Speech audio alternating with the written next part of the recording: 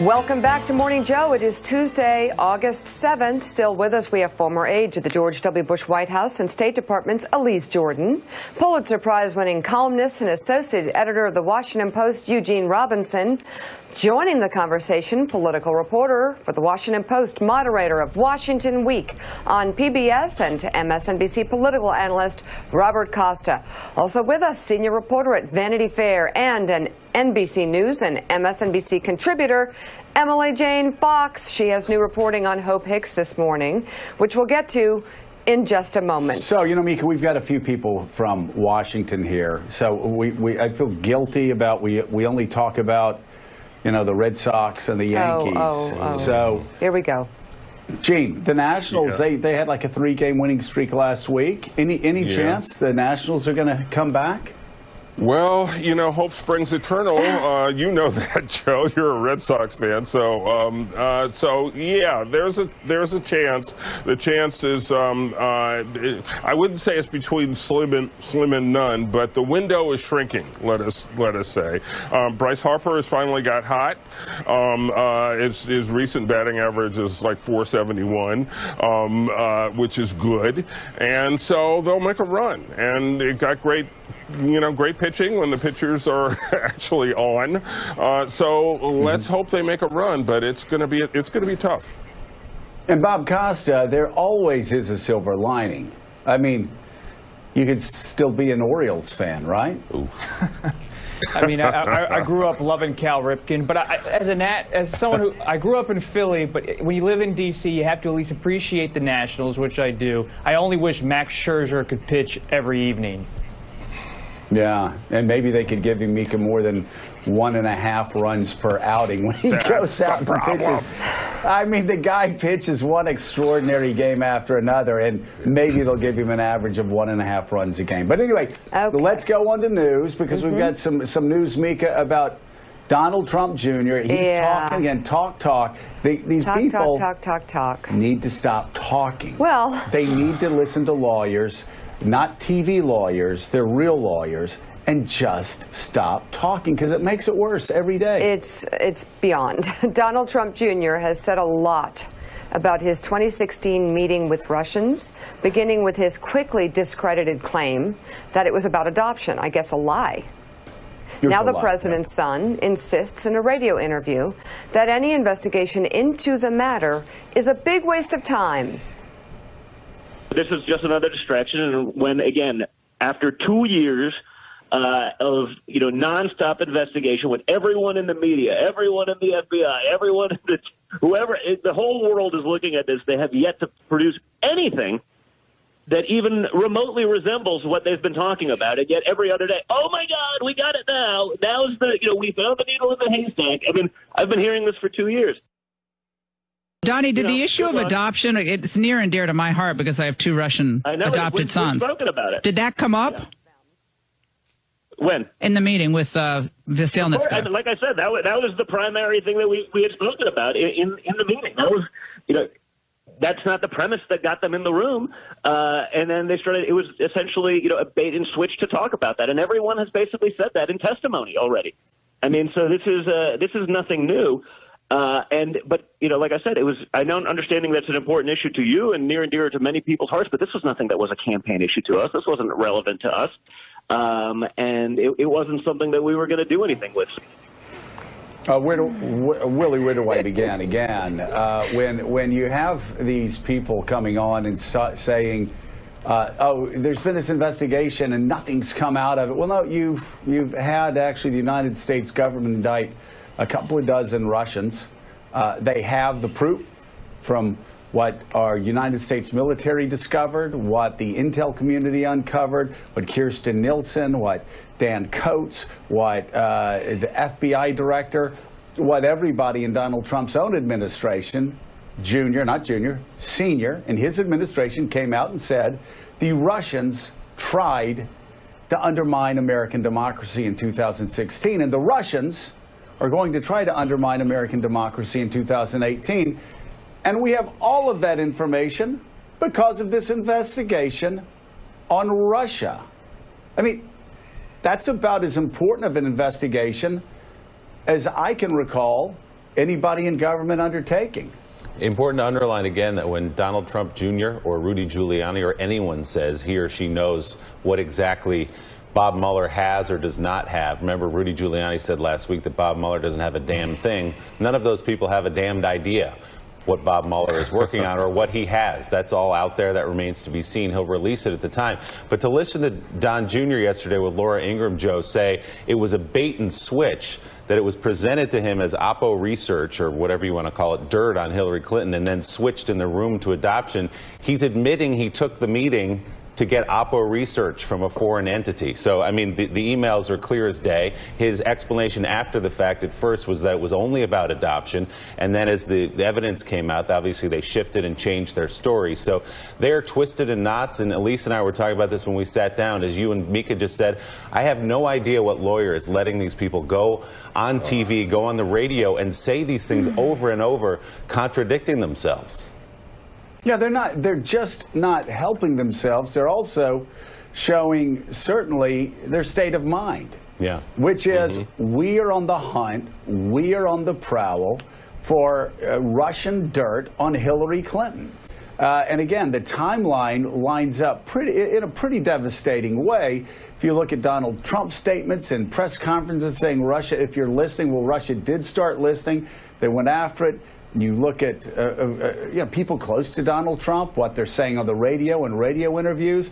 Yeah, it's lawyers, the one or two serious lawyers around the Trump family have to be pulling their hair out right now. Bob, we're going to keep talking about this in a bit, but I want to jump to what's happening tonight, a big election in Ohio. This is a race Republicans should have put away a long time ago. Donald Trump won Ohio 12 by 11 points, I believe it was. A strong, strong Republican district, and yet a neck-and-neck fight tonight between Democrats and Republicans. A lot of Democrats, for good reason, believe they've already won this thing, even if they end up losing by a point or two, because the map has expanded now to 75, 80 places. But you had the Republican shooting himself in the foot yesterday, talking about how Franklin County, they shouldn't elect anybody from Franklin County, which, as you know, one of the most important counties not only in that district, but also in the state of Ohio.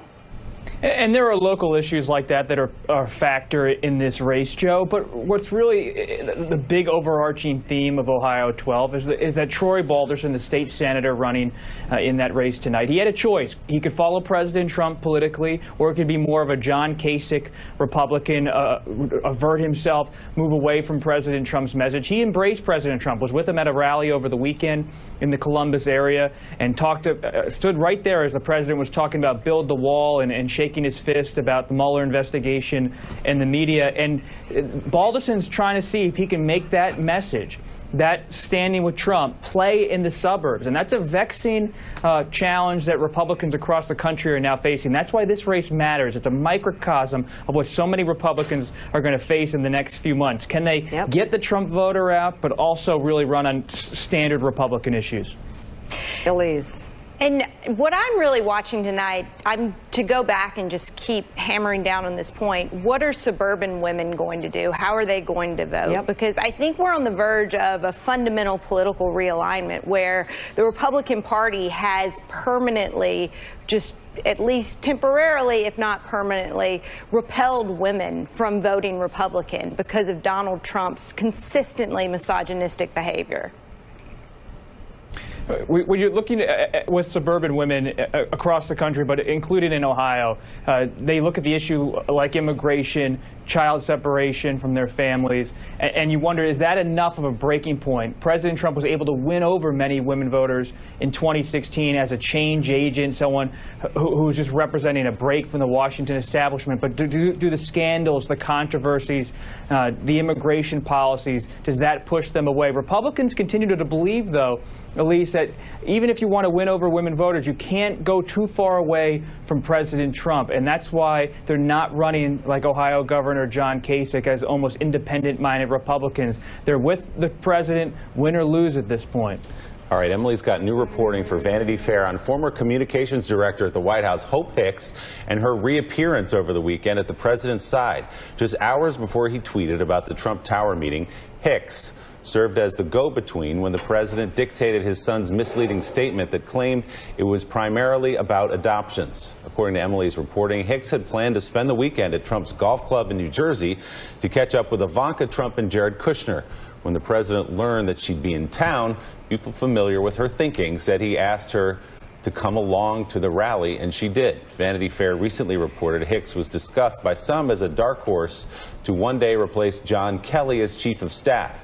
And while speaking to the press aboard Air Force One Saturday, Hicks said she would perhaps consider it if the time was right. So, Emily, let me just ask you the question. She came up after a couple months away. Has she ever really left the Trump orbit, even since she left the White House? No one really leaves the Trump orbit in a major way. And Hope Hicks has certainly remained connected to President Trump and especially to Ivanka and Jared. So she has not left this orbit at all. But what happened on Saturday was certainly the most public and overt expression of her being back in the fold that we have seen so far since she left the White House in the spring. But it seems from my reporting that it wasn't necessarily a nefarious thing. She was out there in Bedminster. The president said, for old time's sake, why don't you come along? And under normal circumstances, you know, Corey Lewandowski still travels with the president, for instance, and that's something that happens and something that is done. But at this time, when the issue of the Don Jr. Trump Tower meeting and the statement thereafter is so hot, it is so in the news, it has been talked about for the last couple of weeks in particular. You were talking earlier about lawyers not advising their clients to talk on TV about these things. I can't imagine that Hope Hicks' lawyer said to her, it's a good idea for you to be on Air Force One this weekend, that this is a smart legal strategy. There are people who are in the president's orbit, like a Steve Bannon, who will not talk directly to the president because he is worried about being called back to Robert Mueller to interview with him. And so it would not be surprising to me if Robert Mueller saw this coverage and said, well, we need to get her back there and ask her what he talked about over the weekend. Well, as you know, the president, especially right now, as the walls close around him a little bit, wants to surround himself with people he's comfortable with. And there are few people outside of his own children he's more comfortable with than Hope Hicks. Calls her Hopi and yells for her name, and she comes in the office. Is there a chance she comes back to the White House in some way, in an official capacity? Well, she has not landed a job. She has not decided what she wants to do next. And as she spoke to reporters on Saturday aboard Air Force One, from my reporting, she said, look, if the time is right, if there's a job. Now, it wasn't necessarily a serious offer, but from people around her, for people who know her, they would not be shocked if at some point down the road, in some capacity, she came back into the fold. How is she finding life outside the White House in terms of pursuing other job opportunities? You know, there are job opportunities that she's finding. There are people who are supportive to the president who saw that she did a relatively good job, as good of a job as she possibly could in that situation. She's 29 years old. She was head of the communications shop in the White House, which is a fairly impressive thing, but I don't think that she has necessarily found exactly what she wants to do, and she has this legal cloud looming over her head, which is difficult for her, but I'm sure it's difficult for employers who are saying, is this the right person to hire at this exact time as well? It's a fascinating piece in Vanity Fair. Emily Jane Fox, thank you as always. Good to see you. Nice to see you. Mika? Oh, Chicago Mayor Rahm Emanuel and police department officials are calling on residents to help stop the surge in violence there, following the deadliest weekend in that city in more than 2 years. At least 74 people were shot, 12 of them fatally, between Friday afternoon and Monday morning. The victims' ages ranged from 11 years old to 62. Local media say 47 people were shot on Sunday alone, the most shooting victims in a single day since September of 2011.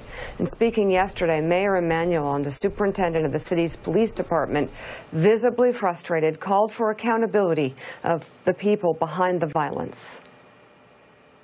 There are too many guns on the street, too many people with criminal records on the street, and there is a shortage of values about what is right, what is wrong, what is acceptable, what is condoned, and what is condemned. And we as a city, in every corner, have an accountability and a responsibility. You know what I never hear?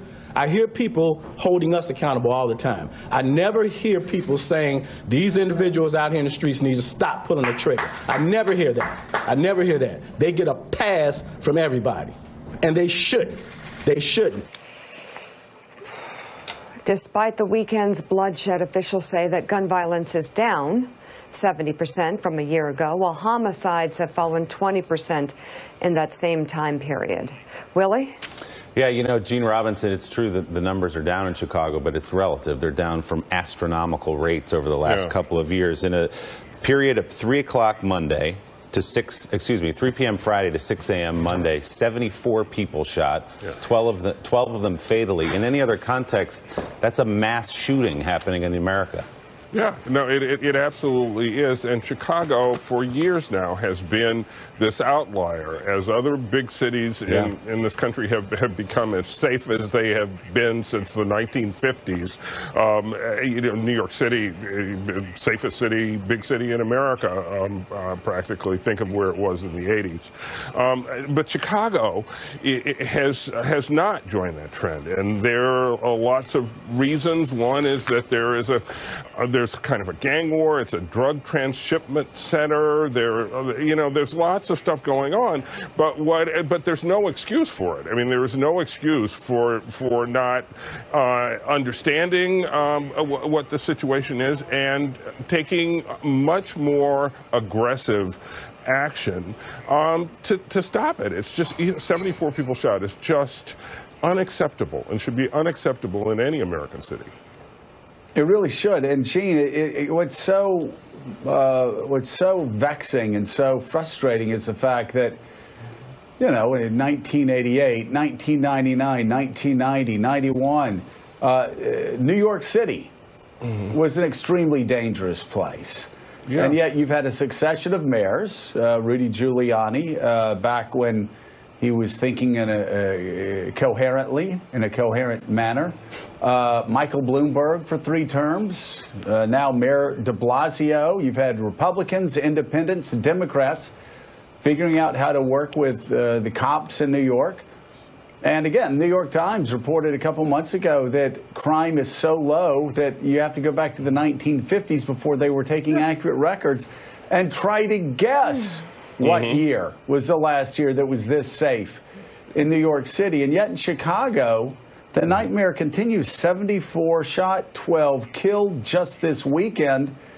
What can Chicago learn from New York? What can Chicago learn from a lot of other cities that have turned things around? Chicago can pick a lesson and then learn it, right? They can learn from New York, where it was, there were a lot of policies that you could argue about. You know, there was stop and frisk, which was ruled unconstitutional, but there was sort of a very aggressive community policing. You can look at Washington, D.C., which is also safer than it has been in decades. Crime rates have plummeted, and it did it in a different way. It did it with a more sort of community policing style that has produced a lot of results. But pick one. Pick some way to do something. The problem is that in Chicago it just rolls on and on and on, and they're obviously not in any way, shape, or form attacking the root problems. It is such a tragedy for the people who live there. So, Bob Costa, you're reporting about the possible interview, Robert Mueller's possible interview with Donald Trump. That just keeps rolling on down the road. What's it looking like? Are we getting any closer to the moment where the former Fordham student sits across the table from Princeton's and St. Paul's, I think, also, and the Marine hero, that the two get together, sit down and talk? At this point, based on my conversation with Giuliani last night, we're not inching closer to that moment where the president sits across from Mueller, but we could be inching closer to the moment when Mueller has to make a decision about issuing a subpoena of the President of the United States. They've been negotiating for months. You wonder, what is the point where Mueller has had enough with Giuliani and the President delaying a decision? Giuliani said to me last night that he's now going to send a letter back to Mueller, who wrote Giuliani a letter last week, send a response back on Tuesday or Wednesday, today or tomorrow, saying that any questions about obstruction are in essence going to be off the table about the president's conduct with regard to the firing of Jim Comey or the handling of then National Security Advisor Michael Flynn. And Giuliani acknowledged in the conversation that this is just, again, pushing the decision away. And we're now in the summer as Mueller's trying to wrap up his report. And that subpoena threat made months ago back in the spring during a conversation with then-Trump attorney John Dowd still hangs over all of these exchanges. Is there a feeling, Robert, that they've just been stalling for time, trying to push it as close to the elections as possible, thinking you might not subpoena him before the election? That's exactly right, Joe. I mean, based on my conversations, not only with Giuliani, but other Trump advisors, they believe Mueller has a window before the election to issue his report on the president's conduct. And they're aware that if the president doesn't sit down with Mueller, they wonder if Mueller can really finish a report on the president's intent. Was it criminal intent or not when he made certain decisions or had certain actions as president of the United States? And at this point, Giuliani is advising his client, the chief executive, to not sit down. The president says to his advisors he wants to sit down, but actions speak louder than words in these kind of situations, and at this point, they're delaying.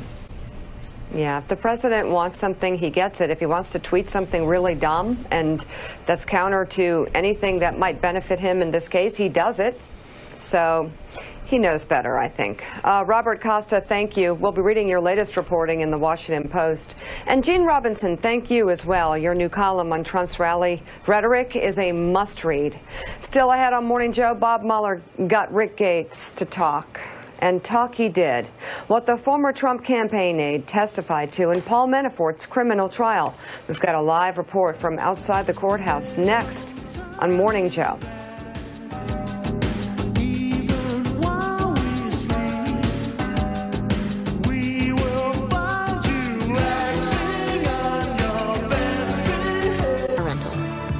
This is Turo. Download the app today. Prosecutors in the Paul Manafort trial called their star witness to the stand yesterday, Rick Gates, Manafort's former business partner, one-time co-defendant, and a deputy in the Trump campaign. Gates avoided eye contact with his former boss while testifying that he was heavily involved in helping Manafort hide millions of dollars overseas. Gates also told jurors that Manafort directed him to make payments through wire transfers using income and accounts that Manafort asked him not to disclose. The former Trump deputy campaign chair also acknowledged crimes he committed on his own behalf, like embezzling hundreds of thousands of dollars from Manafort and failing to report income. Gates reached a deal with special counsel Robert Mueller in February, agreeing to cooperate in exchange for a guilty plea on reduced charges of conspiracy and lying to the FBI. Charges against Gates carry a possible 10-year sentence, but prosecutors could recommend less time than that. Joining us now, two experts who've been watching the Manafort trial from inside the courtroom, former U.S. attorney and an MSNBC contributor, Barbara McQuaid, and from outside the courthouse in Alexandria, Virginia, NBC News intelligence and national security reporter Ken Delaney. And Barbara, let me start with you. First of all, just the vibe, the atmosphere in the courtroom as you had these two men who worked so closely together for so many years, one turning on the other. Yeah, there was definitely a buzz in the courtroom when the government called Rick Gates to come in. He came to the stand. He seemed to me visibly nervous. He spoke very quickly. He did not make eye contact with Paul Manafort, as you said. There were several sidebars during his testimony, and he would just sit awkwardly and look straight ahead, whereas Paul Manafort looked directly at Rick Gates. During the testimony, it came out that their dynamic was maybe a little different than I had appreciated before. He described it as very much an employer-employee relationship. Rick Gates had met Paul Manafort when he was an intern, and he said they never socialized together. The only time he went to Paul Manafort's house was when he reported there to do work for him. So definitely some tension between the two, but nonetheless, he is getting his story out. So, Ken, did the prosecution get what it wanted yesterday out of Rick Gates? Did he present stories? Did he present evidence that would incriminate Paul Manafort? Oh, absolutely, Willie. And they're only at the beginning. But I think Gates, while he was certainly nervous, was a pretty compelling witness, even though he's a sort of a disreputable character and got up there and immediately started admitting to crimes. You know, he spoke calmly. He's college educated. The prosecution pointed out that he served honorably in the Virginia National Guard, and he described, you know, working for Paul Manafort for 10 years. He actually started as an intern back in the 90s, right out of William & Mary, with the former Davis Manafort Black lobbying firm, and then came on board in 2006.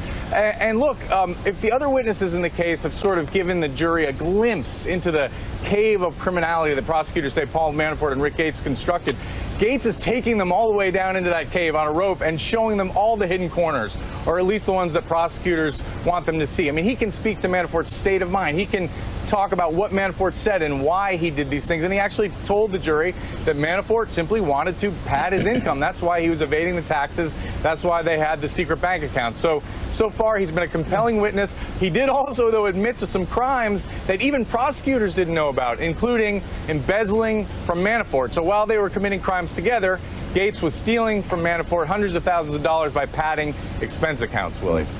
You know, Barbara, one of the things that Ken brought up was the fact that there wasn't a especially close relationship between Gates and Manafort.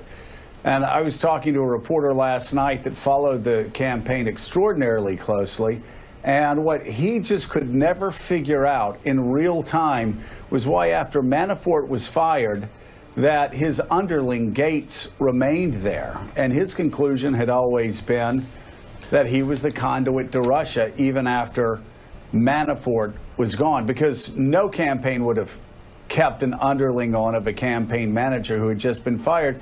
And sure enough, Gates is a guy that survives not only through the end of the campaign, but also into the transition as well. It's fascinating. Has anybody inquired about that? Do you know if there have been any questions about that in the overall investigation? Well, in this case, of course, they're really focused just on the income tax and the bank fraud charges, so I imagine his testimony will relate solely to that. But he did admit, when he was talking about the crimes to which he has pled guilty, that one of the crimes was the Foreign Agent Registration Act conspiracy with Paul Manafort. So I imagine that his cooperation with Robert Mueller far exceeds the scope of what we're going to hear about in his testimony in this trial. There's, of course, the trial that's going to occur in September in Washington, D.C. with Manafort, where some of those charges may come into play. We may get more of a glimpse into that. But to get his deal, and he said yesterday he could be facing potential 10 years, but if he does everything he's supposed to do, he could get as low as probation. He's got to tell everything and put all the cards on the table. I am sure he will be confronted with every email and every surveillance cut obtained through the Foreign Intelligence Surveillance Court that exists. And so if that is true, he will no doubt be confronted about it and may be the key to making that connection. Elise, isn't it strange that, again, you know, Corey Lewandowski's fired, Manafort comes in, all of his people are basically tossed out. This happens in every presidential campaign. Manafort's fired, and yet his underling, his flunky, the guy that's, you know, carrying around his backpack, the guy who's his employee, strangely enough, he stays around the campaign despite the fact that Trump doesn't like him, makes him sit outside of offices where the actual critical meetings are taking place. But he remains there not only through the end of the campaign, he remains there through the transition and the inauguration. Well, and Joe, that's something I'm intrigued by, just because there's been so much reporting that various members of the Trump campaign team, like Michael Flynn, were so interested in padding their own wallets during the campaign and setting themselves up for business afterwards because they didn't necessarily believe that Donald Trump was going to win. And so, Ken, something I'm curious about, how much could this trial potentially get into the financial activities of Paul Manafort during the fall of the Trump campaign, after he had officially left the campaign, but not necessarily the orbit of Donald Trump? The bank fraud, the tax fraud, the schemes did extend into that period. And there was a loan that he obtained from a guy named Stephen Koch on the promise of a position within the Trump organization, or the Trump administration. I think he ended up on an advisory board, this banker did, and granted Paul Manafort a loan. That's alleged in the indictment, and that may come up at trial. And I also want to point out, guys, in terms of Gates and Manafort and their connections to the whole Russia investigation, they were in the loop on George Papadopoulos, that campaign aide who's pleaded guilty, trying to broker a meeting between Putin and Trump. So I think there's a lot left to be told about what they knew about potential connections between the campaign and Russians. I mean, they were the most Russia-connected of any of these advisors. And as we know now, Manafort came to the campaign working for free, flat broke, right, scrambling for cash, in debt. And the question is, how desperate was he? What was he willing to do if the Russians put the finger on him and asked him to help in their interference campaign? Ken Delanian and Barbara McQuaid, thank you both for being on this morning. And coming up, a massive wildfire in Northern California has now burned an area the size of Los Angeles.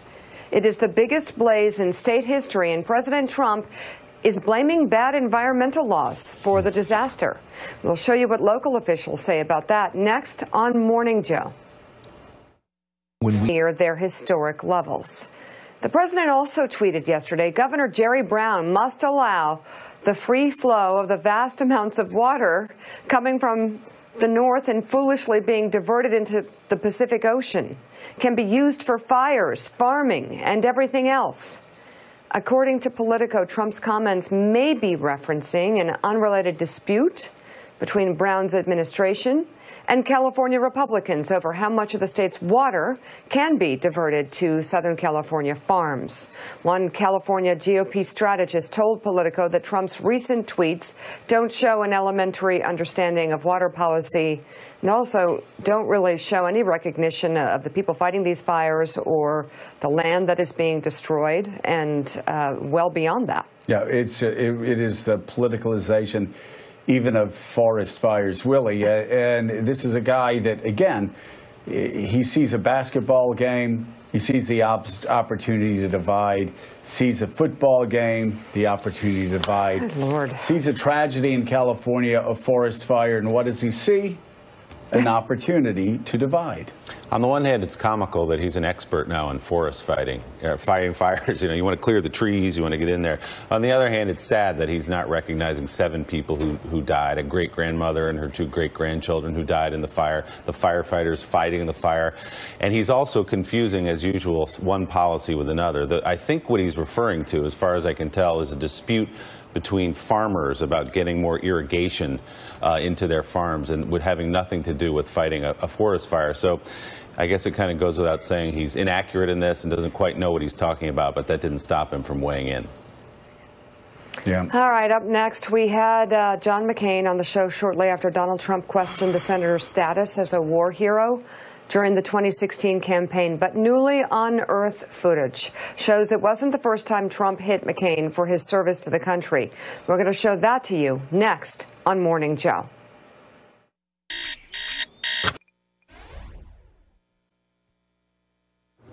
I'm Jason Kander, and Senator Blunt has been attacking me on guns. Well, in the Army, I learned how to use and respect my rifle. In Afghanistan, I'd volunteer to be an extra gun in a convoy of unarmored SUVs. And in the state legislature, I supported Second Amendment rights. I also believe in background checks so that terrorists can't get their hands on one of these. I approve this message because I'd like to see Senator Blunt do this.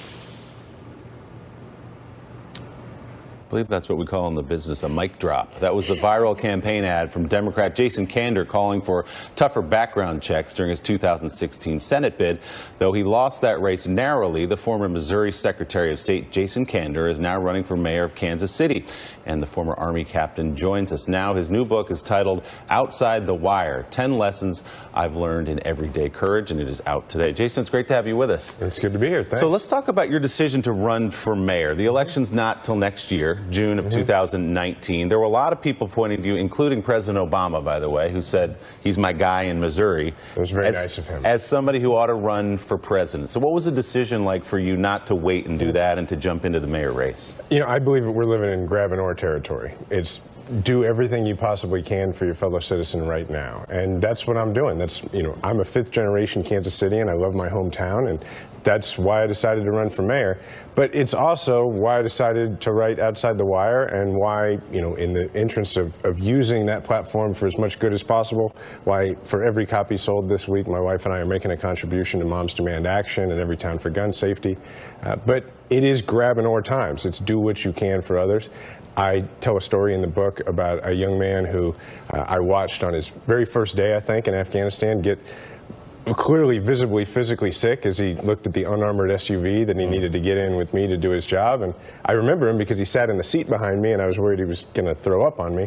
But I think about him all the time when I think about the so-called tough choices that supposedly politicians make, and they don't seem that tough compared to, you know, getting in a vehicle and going outside the wire. We should point out for people who don't know that you enlisted in the Army National Guard after 9/11 as a response to that incident.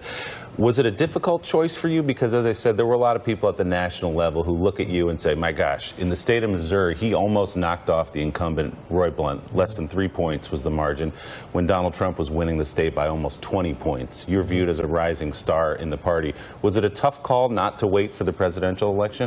No, I mean, the opportunity to be mayor of Kansas City. Have you been to KC? I sure have, yeah. Okay, so you great understand. Town, great barbecue. I mean, it's a wonderful place. Also, it is a place where we've had a lot of progress that we've made. We've had a lot of success, but I want to see that extend to everybody in the city. I want, no matter where you live, for you to be able to see it, and to feel it. And so, no, that made it not at all a difficult choice for me. It's about, you know, I write in Outside the Wire about how a lot of people have like something in their someday category. Like, someday I'm going to do X. And really, I just want people to understand, like, don't wait for someday. Make it now. Making change is about getting outside your comfort zone. And nobody ever really made change from within their comfort zone. Joe's got a question for you. Yeah, and Jason, you talk about your experiences in Afghanistan, what you learned there.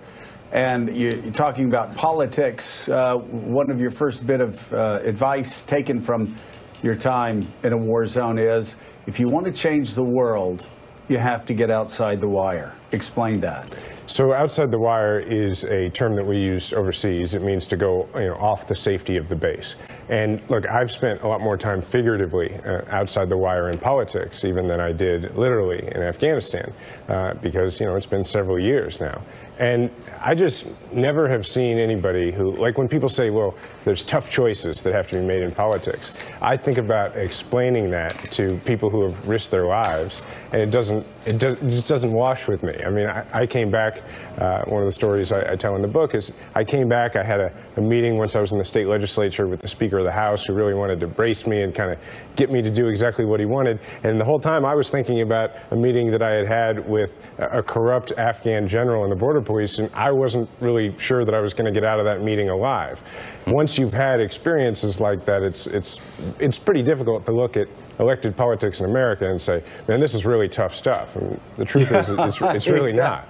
Yeah, not even in the same category. Let's talk about your first campaign, what you learned there. You talk about, you say you need to hustle, but you need to stay humble. Explain that. Yeah, I mean, it's you put in every bit of work you can because voters appreciate it. One of the stories I tell in Outside the Wire is that one of the very first doors that I ever knocked on in my campaign, my first campaign, which was for state legislature, this fellow came to his front door and we were talking, and it was really clear immediately that he and I disagreed on this issue he wanted to talk about. And I had just been a candidate for a short time, and so I just did what I had seen politicians on TV do, and I start trying to spin him and tell him how really we agreed. And then next thing I knew, we were in an argument, it wasn't going well. So I felt kind of like frustrated and desperate, so I just said, hey, thanks for your time, now you know what I believe. I walked off, and then he says to me, well, that makes sense. You can put a sign in my yard, I'll vote for you. And that's how I really learned that voters don't expect you to believe everything they believe. They want to know you really believe what you're saying, and they'll forgive you for believing something different from them if they know that you believe it because you care about them. Yeah. You're one of the most prominent and politically successful Afghanistan war vets today in America. Where are you on the continued U.S. involvement in the war in Afghanistan more than a decade after you left, and we're going on, 17, 18 years now? Well, you and I were talking a minute ago during the break about we'd both been at the same place several years ago. Look, we have to recognize the fact that if you were to go back to the beginning of the American story and write it from the beginning, you wouldn't write Afghanistan as the longest war in American history. It's just a fact.